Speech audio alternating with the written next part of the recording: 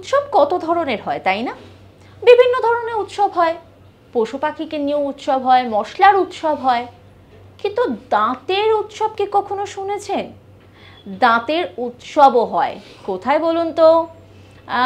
আমাদের দেশে নয়, তবে যে দেশের কথা বলবো সেটা কিন্তু আমাদের দেশ থেকে যাওয়াও যে খুব কঠিন বিষয় এমনটাও নয়। শ্রীলঙ্কার কথা বলছি। শ্রীলঙ্কাতে দাঁতের উৎসব পালন করা হয়, আর এই দাঁতের উৎসব হয় শ্রীলঙ্কার ক্যান্ডিতে। যেই সময় এই উৎসব পালন করা হয় সেই সময় সেখানকার সাধারণ মানুষ ভীষণভাবে ভিড় জমান। কিন্তু কেন বলুন তো? কারণ সেখানেকার একটি মন্দিরে বুদ্ধদেবের দাঁতকে সংরক্ষণ করে রাখা আছে।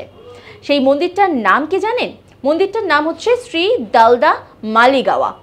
খ্রিস্টীয় ৪র্থ শতাব্দীতে ভারত থেকে বুদ্ধদেবের দাঁত নিয়ে গিয়ে সেখানে প্রতিষ্ঠিত করা হয়, এবং তারপর থেকেই সেখানে বুদ্ধদেবকে সম্মান জানানোর জন্য তার দাঁতকে কেন্দ্র করে উৎসব পালন করা হয়, যাকে বলা হয় দাঁতের উৎসব।